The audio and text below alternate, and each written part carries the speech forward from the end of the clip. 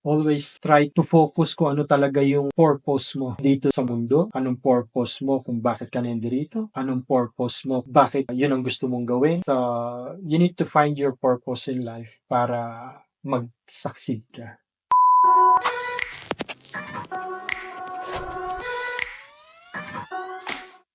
Magandang araw sa inyong lahat. Narito na naman tayo para makipagkwentuhan.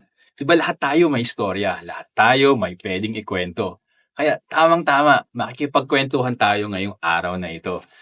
Ang ating guest ngayong araw na ito, marami siyang karanasan tungkol sa buhay dito sa Australia. Ang tagal-tagal na siya dito.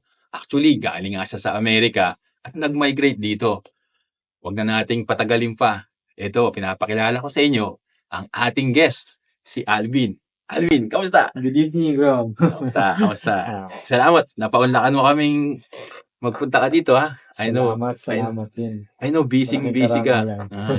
Galing ka ba sa trabaho kanina? Yes. Kamusta ang trabaho? 7 days a week. Grabe, 7 days a week. Kamusta ang trabaho? Mabuti naman. Actually, busy kami ngayon actually always busy yung bago kong trabaho ngayon. Dalawa lang siyang competitors dito sa Victoria. So it's a good business for them.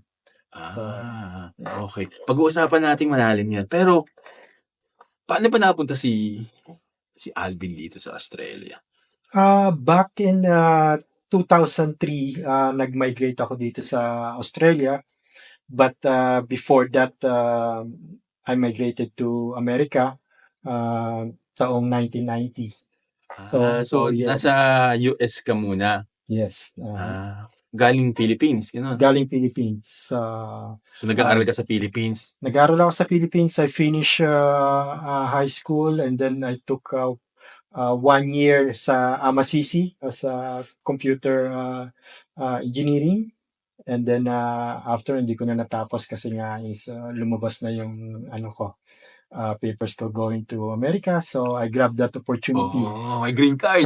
Yeah. So dati nung bata-bata pa ako basta America may sinasabing green card .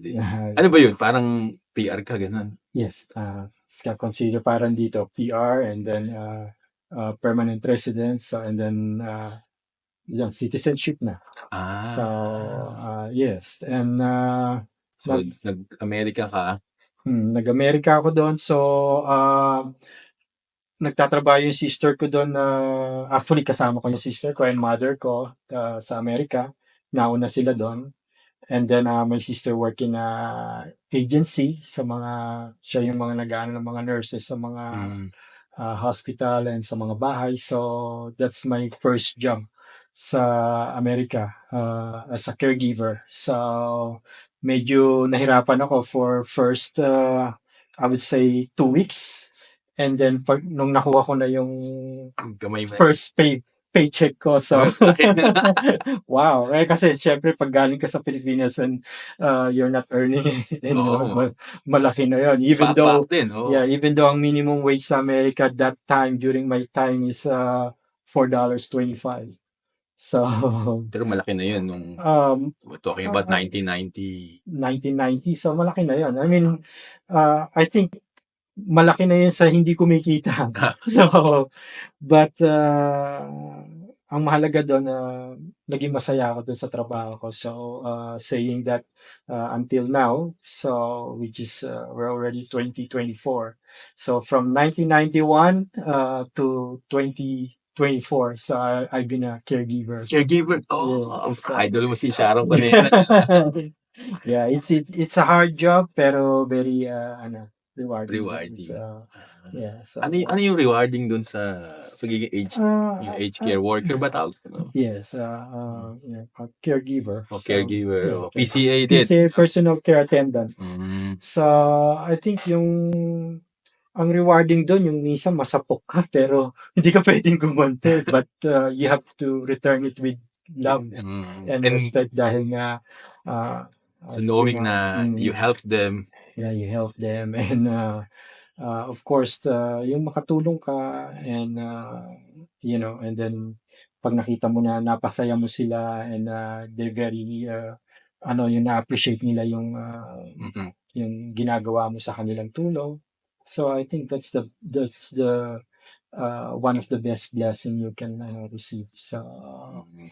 kaya until now, I have to admit I still love doing the Caregiving work. yeah. So kaya you're asking bakit I have to work 7 days a week, and I just do that one Friday and Saturday night. So how I wish I can do it full time, pero tumatanda na tayo Oo. konti. So Ah. but Ano bang typical na schedule or typical na ginagawa ng isang aged care worker or PCA? well, Yung kwentuhan mo kami ng maikling trabaho na sa Uh, umaga, sa yeah, gabi. usually, ina-assist mo lang sila sa activities of their daily living. Usually, it involves give them a shower, so and make sure they're presentable for if it is breakfast, or of course, always keep them presentable for their family. Not because only for their family, but of course, as a human being.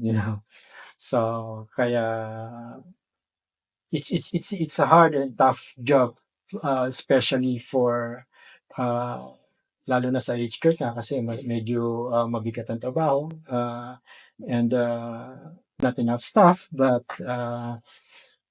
that's why yung mga nagtatrabaho sa that kind of job, it should be praised for what they do kasi nga talagang it's a tough job, but they give all their best, with all their heart and Pinoy magaling, effort. magaling sa Oh yeah, number pag-aalaga, one. no? Yeah. Actually, when I started as a caregiver sa age care na pinapasukan ko ngayon, I'm the only Filipino. So yeah, I think for the last 4 years ako lang ang Pinoy. Pinoy. So kaya ako baby nila. But now I think it's 90% Filipino. Filipino. Yeah, Oo. which is I'm proud of it kasi nga katulad nga nasabi mo, talagang pagdating sa pagbibigay ng care, it's not only giving care but care with love. Bigla o may Sa extra yes, care tayo, yes. hindi lang tayo nagtatrabaho doon Just to earn to money. earn money. Yeah. So kaya nga, so it's always nice to see mga kababayan natin na katrabaho. Hmm. So and compared to here in America, I think yung mga Filipino rito is very humble ba talaga. Mm. I'm not saying they're not, but I think because of hard life, tough life back in America. So hindi yung pagpagod na syempre medyo tsaka I think ah masyadong mataas ang tingin natin 'pag Amerika, galing Amerika Oo, 'di ba sa yan, atin 'di ba, ano yan pag attitude. nag-abroad, America or Saudi, Amerika. gano'n. Hindi ko nga alam ang Australia, nung pumunta ako ng Amerika, So, nalaman ko na lang yun nung nag-migrate dito si ate ko. So, Kaya ka napunta dito? yes. So, Ah. nag-migrate dito ang ate ko ng 1996. So, yes. And then, yun nga, nagvi-visit ako dito for those years na pag may holiday ako. So I spend my holiday here in Australia, and then it so happened 1990, if I'm not mistaken, 1996, yung wife ko, which is si Lucila, yun na namatay yung father niya. So she need to go back home sa Philippines. So na-meet mo si wife sa USA? Yes, sa May USA. So she's my supervisor over there sa maganda ganda pala yung love story agency. niyo, Yeah, so sa agency. So, uh, ano siya, nung namatay yung father niya, parang I gave her freedom to choose if, if you go back to Philippines, maaring ma-delay ka. So for that reason na her papers there is pending. So But while waiting, pumunta siya rito for holiday. 1990, I think that was 1997. And then 1998, bumalik siya sa Pilipinas, and then that's where I go back to Philippines din para magpakasal Kasal kami. kayo. So through civil wedding, and then Tapos bumalik siya dito. and then bumalik na siya dito sa Australia as a student. Student naman. Yeah, Oo. student. So for another refreshment course, I Mhm. think something like that for nursing. So, Ellie, So, para maging ano na siya dito, registered nurse siya sa yes. Australia. Para lang matagal yung stay niya dito. That's her first plan while waiting. So while waiting. yes, might as well don't waste her time na maghintay lang sa nag-aaral siya. So it so happen na sa Royal Melbourne siya nag-work, and then nung matatapos na yung visa niya rito sa student visa niya, Royal Melbourne offer her a job. So in-sponsor siya. yes, so na-sponsor siya sa Royal Melbourne, and since then yun nga, so that's where it started everything. So yeah, and then what is it, 2000 she got pregnant. 2001, sorry. So she got pregnant, and then I decided to stay here sa Australia. So but during that time, I still have to go back to America kasi nga I look after disabled guy na kailangan. Kasi may work. I have to train someone to look after him. So it took me more than a year to migrate here sa Kailan ka naging permanent na nandito ka na? 2003. 2003 na. Nag-move ako dito. Naging permanent din si Mrs. si Lucila. No, during that time, we're waiting for our papers to come out. Pero dahil nga under umbrella niya ako, so I can work, dependent visa. So I can work freely so that time. So and during that time, napakadali pa na. walang kahirap-hirap. So but they were talking about ilan taon? Yes. 21 years. Siyempre, palaki ng pinagbago siguro nung panahon na yun, ngayon. I think mas mabigat ang mga challenges for the international students na yan. So, but lagi ko nga sinasabi sa mga namimit ko ng mga international students, keep praying and, ask God what is best for you. So, and of course, He will give it to you. So, ayun nga. So, si Lucila, doon pa rin nag-work sa Royal Children? Or nag-move na siya sa Dandenong Hospital. So, I think nandun lang siya for 2 years, and then they asked Royal Melbourne if they can move closer to where we live. Kasi we used to live in Nariwari. Malayo. So, yeah. And then, ayun nga. So, hinayaan naman siya mag-move sa Dandenong Hospital, and then until now she still works there sa Dandenong Hospital. Yeah, I think she started there 2000, so for 24 years. Mahilig kayong mag-stay lang sa sa isang industry. I think sabi nga, pag masaya ka sa mga tao katrabaho mo is that's a plus. Kahit na minsan medyo mahirap yung trabaho. Gumagaan pag yes, gusto mo ginagawa mo. Kasi especially nurses and on the health industry, madali ka makakuha ng trabaho. Oo nga. But minsan pag hindi ka masaya, you can just say, I'm gonna find another job. Find another hospital. I think we're happy with our colleagues. Yun ang importante. Saying that as well, my wife works as well 2 jobs. So she works in St. John of God, so in Berwick. And then ako din. So ang HK is my part-time. I used to work for 1 year full time. And then a friend of us offered me a full-time job in a printing industry. So I started working in a printing company back in 2004. So, and then I found another job after working there for 19 years. I left and found another job, better job in die cutting. So Dami I mo palang experience, yes, so I've been there for 14 months. Yeah. And yeah, until now, Doon pa rin. yeah, yes, and until now, I've been working. Age care. I will not say 7 days a week. I will say 8 days. 13 days a fortnight. So I got one day One off. day off. But I'm happy. Everyone was saying, oh, mayaman na yan. Marami na. I think no one wants to work Oo nga, di ba? 13 days a fortnight if you're rich. But tell you honestly, mayaman talaga ako. Mayaman ako sa pagmamahal ng mga unang-una sa pamilya ko, sa kaibigan ko, and sa mga workmates. So kaya mayaman ako sa pagmamahal. And I Utang think sana ako. I think hindi matutumbasan ng pera yun.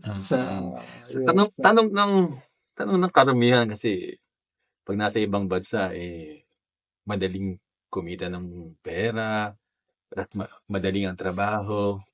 I think conforme sa trabaho, Oo. depende sa natapos mo or profession mo, or if you're really blessed enough to makatagpo ng a good paying job. Pero at the end of the day, I think mako-consider ko yung trabaho ko na hindi ko siya pwedeng i-categorize na madali or mahirap I consider it as a blessing. Kasi yun ang nagbibigay sa amin ng to live a comfortable life dito sa Australia. And the most important is yung kasama ko yung pamilya ko. So, and ilan pa ang anak mo? May anak na ba? Dalawa. So, ilang taon na yung mga anak mo? My eldest one is 23, my daughter Angela. So, and then my youngest one is Christopher, which is he just turned 18. Malalaki na. Yes. Ibang problema na to. No, they're very good kids. So I'm very proud na kahit na dito sila pinanganak, dito sila lumaki. I'm very proud na they grew up as a wonderful and beautiful kids. But of course, I think dumadaan sila dun sa stage na, sabi nga dito, pag dumaka sa when they turn 16. 16 to 18, that's the toughest year, which I go through that stage. But kasi nga, I think mahirap i-apply yung natin, yung sa Pilipinas, yung culture natin sa Pilipinas dito. Kasi hindi naman nila alam yung yes. But ang mahalaga is I'm very proud and I feel so blessed na they grew up good kids. The apple does not fall far from the tree. Maganda yung parents, magaling yung parents, mabait yung parents. Yeah, I think most probably 99% mabait din yung mga anak. Yeah, I hope so. Pero umuwi ka ba sa Philippines madalas o? The last time we went back home 2023? 2022, sorry. Yeah, 2022. Pagkatapos ng pandemic. Yes. Basically, wala na akong uuwian dun eh. So, I mean, I got my relatives, my titas and titos and mga pinsan, but mostly for my wife's side. So, yung mother niya. Pag umuwi kayo sa Philippines, siyempre, magbabakasyon, punta dito, ano ba yung paano ka ba i-words to? Kayo ba yung pamilya na pag-uwi sa Philippines, extravagant, libre dito, libre doon? Kasi, di ba, may mga nakakita tayo siguro. I don't consider it extravagant, bongga. Pero kasi may mga ganun may mga pagka-uwi ng Philippines, papalibre yung buong barangay, papainumin yung buong barangay. I think sa side ko, I have to admit that they're all good sa, but syempre pag nasanay sa sa luho, ano yung tawag nito, lagi silang mag-expect. But they love it just to see me, sapat na yun. Oo. So, and yeah, I'm very thankful for that. And same thing with my sa side ng asawa ko. So, basically, we treat her family, and I think it's a blessing for her to be able to do that, to make them happy. So, and wala akong tawag nito, again, hindi ako against them. Actually, I'm happy to see them happy. And that makes my wife happy. So, Happy wife, happy yeah, life. happy wife, happy life.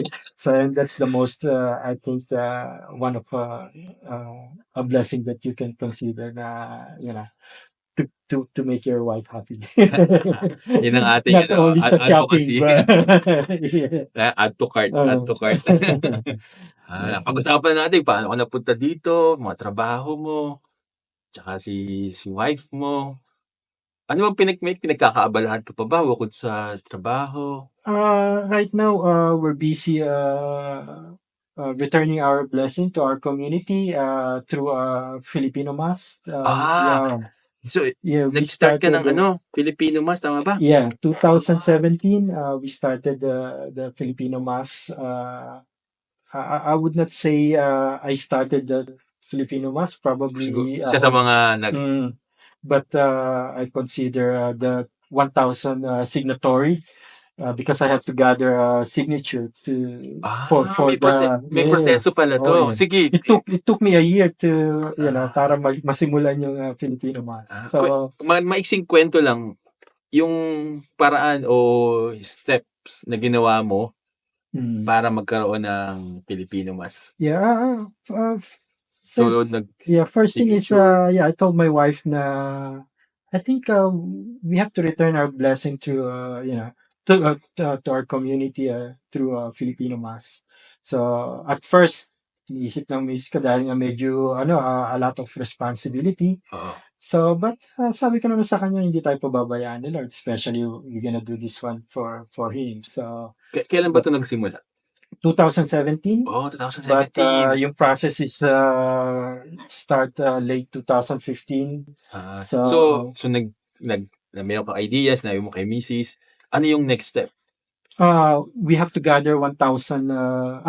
We have to gather enough signature to prove that there's enough Filipino sa Southeast na para mag-start ng Filipino Mass. Parang feasibility studies pala. Yes. Kasi alam mo naman dito mga kaparian, medyo, they're all by the book. So na-prove mo walang shortcut. So we have to present that to the Bishop of Sale. So na we have enough Filipino community here para mag-start ng Filipino Mass. So na-approve yun ng early 2017. And then we celebrate our first Filipino Mass in Southeast, in St. Michael Berry here in Southeast, July 2017. So, and as you know, our anniversary is coming soon next month. So, for 7 years. Wow. So from yes. idea, and tas hanggang nagsusurvive. So God's bless. Yeah, and through the help of the community and in our Filipino group, we created a core group so they can share their ideas and how can we grow, not by numbers but faith. So yung sa Filipino Mass, syempre may may mga challenges yan. Yes, actually maraming mga challenges yan pag yung tawag nito. Walang atin. Walang atin. But katulad yan na sabi mo, totoo yun. Actually, pag yung may mga big event lang, so yun, maraming matin. But sabi ko nga sa core group namin, hindi tayo kailangan mag-worry dahil we don't count the numbers of the people attending. We count the blessing na dumarating sa atin and na-share natin sa kanila. So, ang Filipino Mass hindi nagko-concentrate sa just the Mass itself. So, kaya sabi ko sa kanya, we'll do some fundraising to help, to reach out do sa mga nangangailangan. So, our first project, yung sa Taal Volcano, yung mga dito nasalanta ng Taal Volcano. So, nakapagpadala kami doon ng relief goods.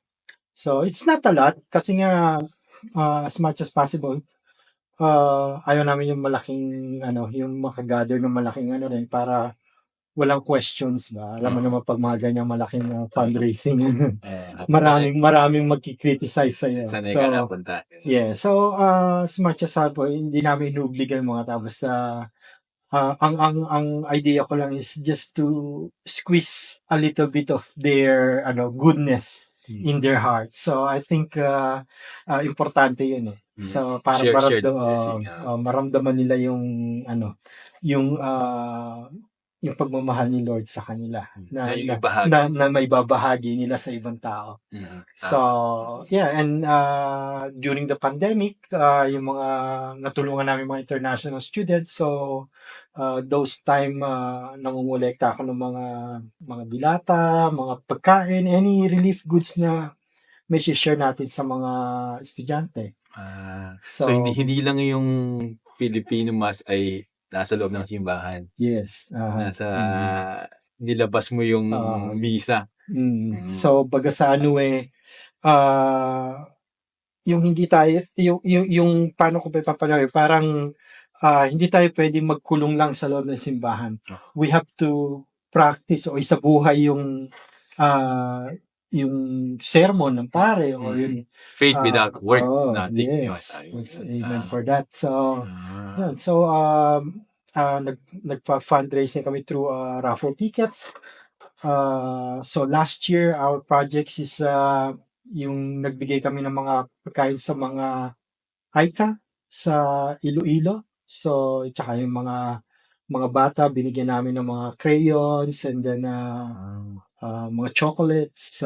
And nakuha ko tong idea na to sa isang international student din na natulungan natin. So, galing parang yes, dito. Kasi nakita ko siya na siya at saka yung asawa niya nabimigay ng mga Jollibees and then every Easter kinokolekta niya yung mga leftover na chocolate or kung sino makakapagbigay ng chocolate sa kanya and pinapadala niya sa misis niya and then yung misis niya yun ang nagdi-distribute sa mga bata, pinapakain nila. Yes. So sabi ko can I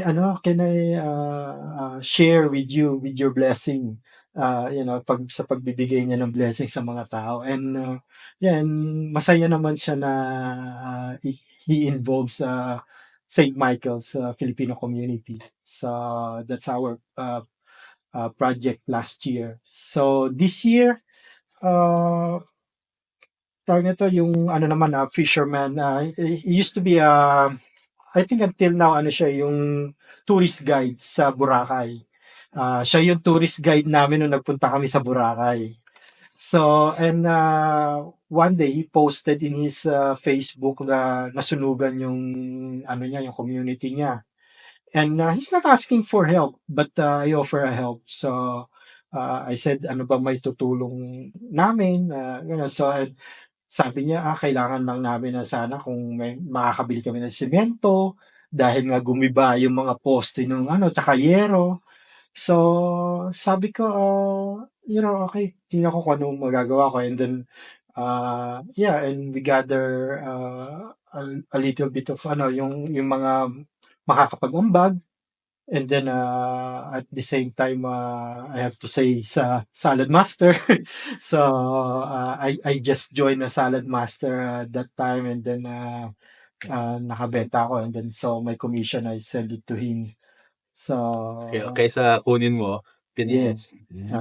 Saan ang gagaling tong goodness out of your... I think, through hard life din when I said hard life hindi naman yung kasi sa Amerika ka naman yes hindi sa pera I think yung despite na growing in a broken family and then giving me a comfortable life after that So parang sa akin, I just wanna return the blessing, through that hard times. So kung iisipin ko, hindi pa mabigat yung pinagdaanan ko compare doon sa mga napapanood ko sa mga maalaala mo kaya. Yes, but yeah, when I was young, I dreamed to become a priest, pero it so happened na my vocation is not for priesthood but for married life. So, and I thank God for that. Na I met my wife, and I can able to still serve Him. Oo, gano'n din. So, So, yeah. So, one is good, two is better.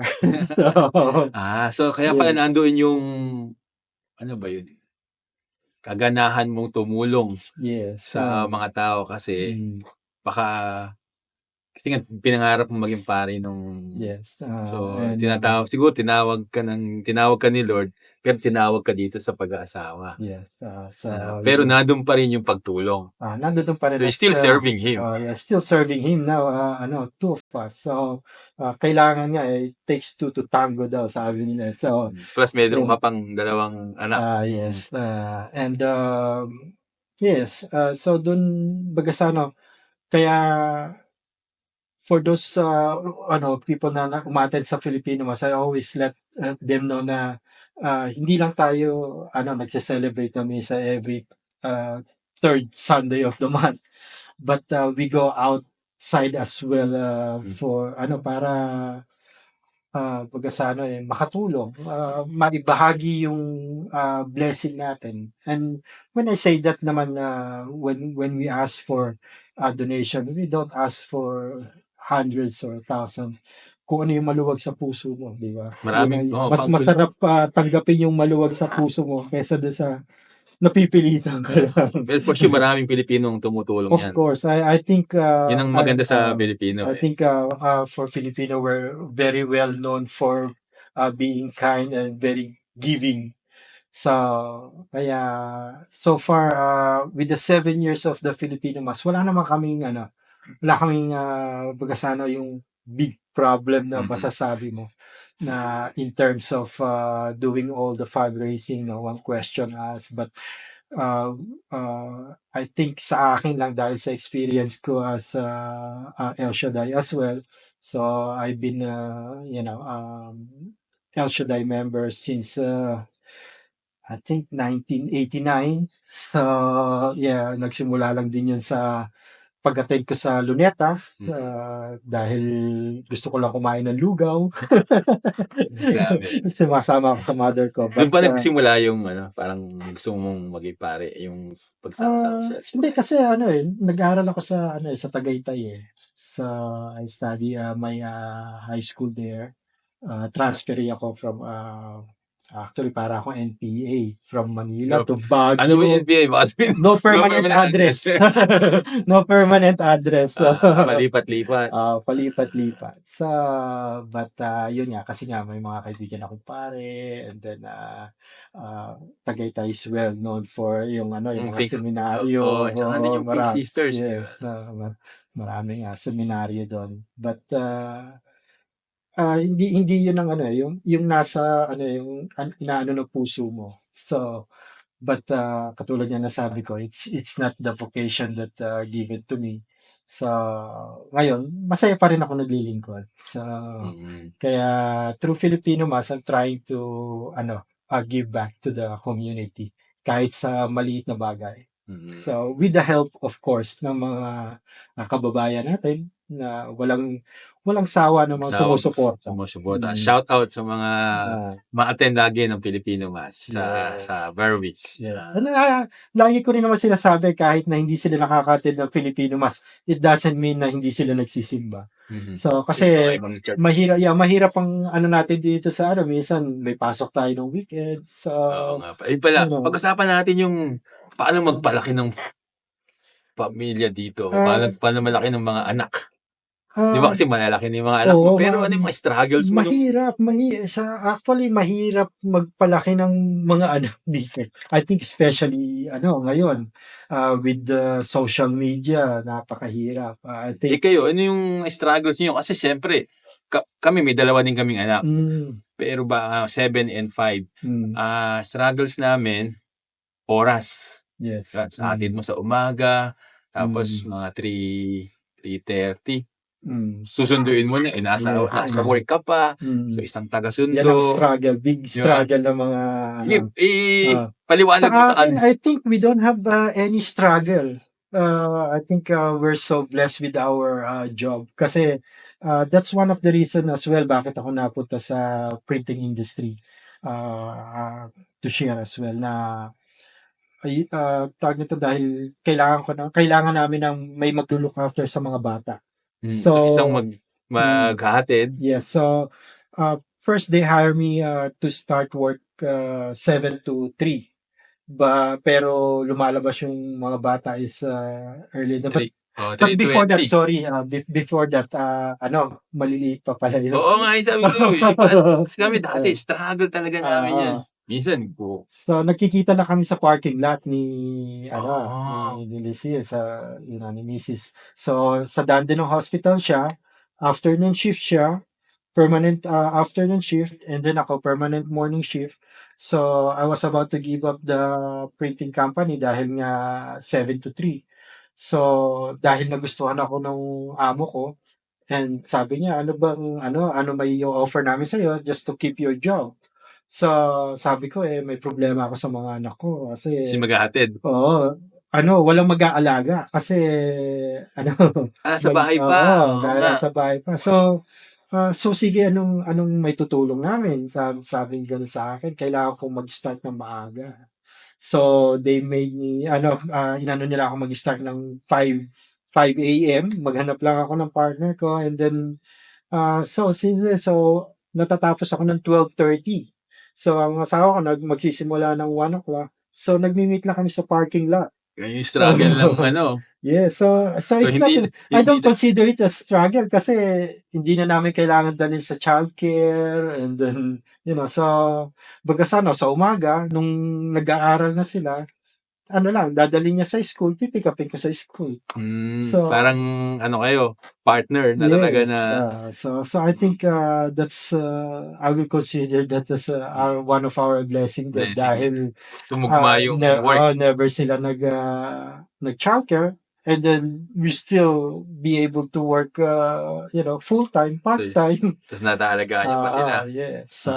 Kaya masasabi ko rin na we live a comfortable family life. Pero So, hindi po lahat ng sitwasyon ay yes. gano'n. Yes. Yan. Pero karamihan ay laging kulang sa oras, Yes. yung naghahatid. Kasi Mm. dito sa Australia po, papasok yung bata ay anong oras ba? Usually 8:40, 8:30 ganyan. 8:30, 8:45, ganun. Tapos matatapos sila, Ng susunduin mo na 3:30. 3:30, 3:20, ganun. Yes. Yung work mo usually 9 to Yeah. 5. Yes. And then the traffic when you go. Ayun, yung traffic pa. Tapos, Kaya nasa childcare sila, yung after school care. ayun, may after school care pa dito. So, hindi namin na-experience yun. So, I think I enjoy being a father to my kids kasi I can able to take them to all their activities. So, lahat na yata na activities pinasok nila. So, yun lang ang kaya you really have to work hard na. Kailangan mo, lahat ng activities may bayad. Yes, sinalihan na yata lahat. And and I think the most sports they enjoy is basketball. Kaya napilitan din ako mag-basketball just to show them that, na I can join them sa playing basketball. So, Kamusta si Alvin bilang tatay? Si stricto ba? napakahirap ng maging tatay na madali. Mahirap na pag Stricto ba? Balance dapat o? stricto kasi ako kasi stricto sa akin yung father ko noon. So akala ko that's ganun dapat ang pagpapalaki. Kasi ganun ka pinalaki eh. Oo, na actually, I know hindi tama dito sa Australia yung mamalo ka, but uh, actually nasa Bible din yan. You have to discipline Discipline. your kids. Pero hindi ko naman sila ginugulpe. Oo. Meron yung ginugulpe sa pinapalo na actually sleeper lang din. But hanggang ano lang sila siguro before 7 years old. But nung nakita ko yung takot sa mata nila, pagkakamot lang ako sa ulo ko. Na-trauma. Na-trauma. So, I feel so bad. So, So, binago mo yung strategy mo. binago yung strategy ko. I turned that Filipino way of disciplining our kids to more on ano ba yun? Hindi ko masasabing modernized pero Tough, I turn tough it to love. Yeah, tough love. Tough love. So, and actually, katulad nga nasabi ko, hindi naman pasaway na talagang pasaway yung mga anak. Actually, dumadaan din naman siguro yan. Yes. So, isang blessing din namin yun na they grew up talagang yung disiplinado na in a way na hindi mo na kailangang i-push sila na mali yan, tama, yan, hindi mo dapat gawin yan. No. I think nakikita nila sa amin na we're trying to be a good example sa kanila. So, nai-apply nila siguro yan na paano ko ba yan? Kasi kung ano yung nakikita nila, Yes. yun din yung parang na-acquire nila eh. Di ba? And we never fight. Kami mag-asawa. Not even kahit na hindi sila nakatingin. So, I mean, arguments, I think that's normal for husband and wife. But yeah, we never fight. So, especially in front of the kids, we don't argue. So, and I think both of them grew up with lots of love. And we involved them sa pagsiserve sa church. So, my daughter started to be yung altar server ng 7 years old. So, usually, naalaw nila 9 years old. So, and during that time, wala namang bihira mga bata nag-altar service. Yeah, so they allow her, and then she's really doing well doing her role. So as a altar server, and then nag-follow na yung kapatid niya. So with her young brother, nag-start kami sa mga Filipino masses around the southeast. So and we sinusuportahan din namin yung mga Filipino masses like in Mount Martha that time.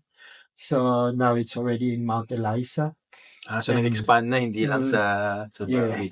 And then Ringwood, that's where we started, in Ringwood. So from Ringwood to the St. Francis city. So kaya naisip din namin na why don't we start nung sa Southeast nga rin, sa St. Michael. So that's part of it. So pagka sa na yung connect na. Nag-connect na.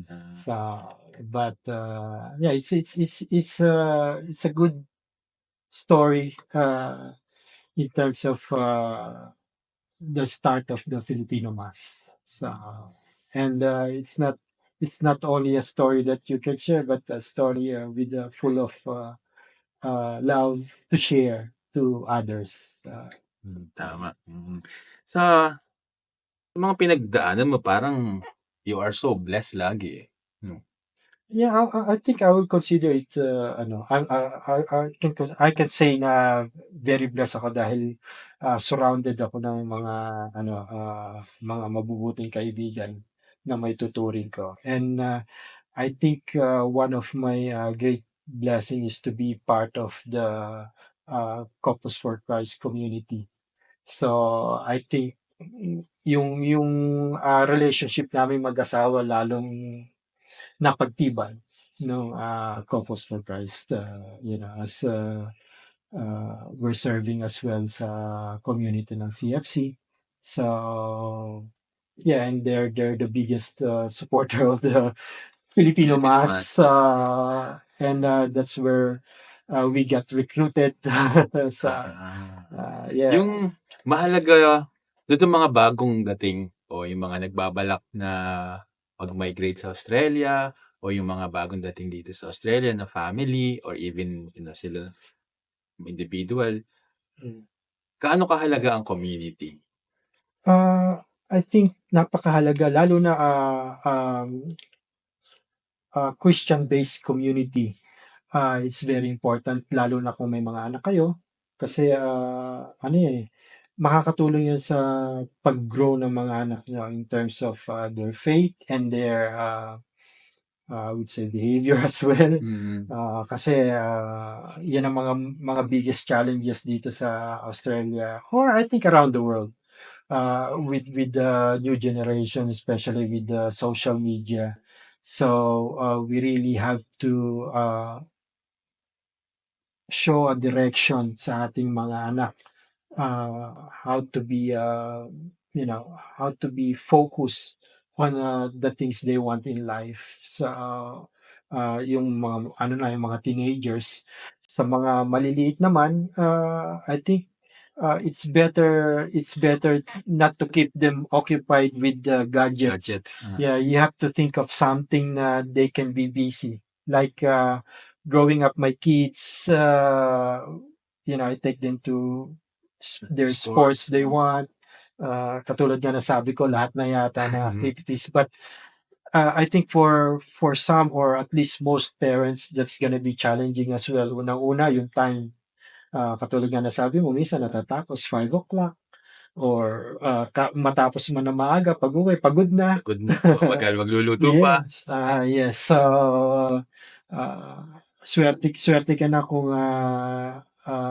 yung isa lang ang nagtatrabaho and then the other one look after the kids. So, swerte na yung ganun. But these days, medyo mahirap dahil nga lahat ng bilihin mataas. So, kaya sa aking mga anak, wala akong very smooth yung namin yung naging buhay namin dito sa Amerika. Ay, sa Australia, sorry. So, dito sa Australia. And I think sa mga papunta pa lang dito, they need to be ready to face, the tough life here. Kasi, siyempre, hindi naman laging smooth sailing. Yes. Iba yung nandun ka sa Philippines, iniisip mo kung ano maging buhay mo dito. Tapos iba din yung nandito ka na. Yes. Kung isipin mo lang, maganda ang kita, maganda ang magiging kinabukasan ng mga bata, which is true in a way, but not for everyone. Kasi pwedeng pagpunta rito, you're gonna end up working from morning to midnight. Tsaka minsan, kung ano yung pinag-aralan sa Philippines, hindi yung magiging trabaho mo dito. Yeah, hindi yun ang may apply mo dito. But I think with all the trials na haharapin nyo, pinakamahalaga dyan is yung paniniwala niya sa Panginoon na hindi kayo makakalimot na magdasal, humingi ng tulong, manalangin ng kung pwede ka na manalangin mula umaga hanggang gabi. So and I think sa aming mag-asawa is yun ang hindi nawala sa amin. So and nagpapasalamat ako dahil naging smooth yung namin. Kahit na ano pang pagsubok dumaan sa amin, napapagtagumpayan. So I think you're really blessed, no? I think blessed din ako, blessed din na na-interview ka namin. Thank you very much. Naintindihan namin at na-share mo. all is blessing. Naintindihan namin yung pinagdaanan, ang mga sabi natin na hindi naman siya super smooth sailing. I'm sure may mga struggles din, but you look at it on a different angle. Yun yung maganda na we always look at the challenges as a blessing pa din. Kasi sabi nga hindi ka, tawag nito, hindi ka magiging isang mabuting, I would say, Kristiyano, kung hindi ka magdadaan sa mga pagsubok na kanya binibigay sa'yo, di ba? So, kung paano mo i-approach yun is nasa sa'yo na yun. Tama, maganda yun Malapit na tayong matapos, Alvin. At pala, sabi ko, Bro Arvin. Siguro ano na lang, mga words of wisdom or learning, kung ano man natutunan mo in your 22 years na dito 22 years na ba? 22 years dito sa Australia. What have you learned about, family life, you as a father, you as a, nag-start ng Filipino Mas? Ano ba ang I think the only thing I can say is just pray whatever you're going through. Just pray to him and nandiyan lang siya, makikinig siya sa iyo. He's just waiting na tumawag ka sa kanya. And I'm saying it kasi yun ang ginagawa namin. So, like what I said, it's may mga rough road ang buhay ng bawat isa sa atin. So, kahit na ano pa yung rough road na pwedeng it can be fixed, it can be a smooth ride. So, basta wag ka lang magi-give up. So, always ano ba yun? Always try to focus kung ano talaga yung purpose mo dito sa mundo. Anong purpose mo kung bakit ka nandirito? So, anong purpose mo kung bakit yun ang gusto mong gawin? So, you need to find your purpose in life para mag-succeed ka. So, it can be big, it can be simple, but at the end of the day, hindi ka makakalimot. So, and success will follow. So, More blessings. and more blessing. Maganda yun Sabi, be a blessing to others. Yeah. Be a blessing to others. Share your blessing if you can. So, yeah. Sabi nga, we're just gonna live once. So, might as well live it in a good way. Sabi nga nila, minsan lang tayo mabuhay, pero kung sa iba mo naman gagamitin. So, yeah. Tama. Yung isang buhay na, enough na yun. Yes.